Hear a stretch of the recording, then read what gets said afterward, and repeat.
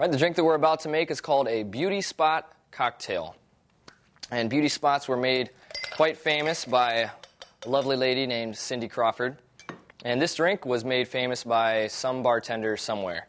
First, let's put some ice in a glass and do a half a shot of sweet vermouth.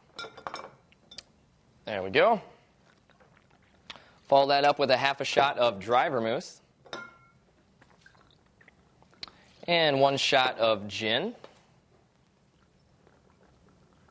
There we go. And just about a teaspoon of orange juice.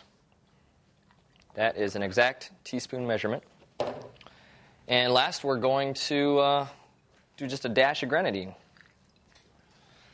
And let's mix these all together real nice, creating a beauty spot cocktail.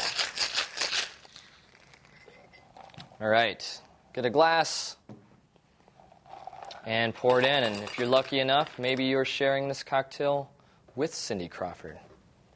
I don't know. Bottoms up.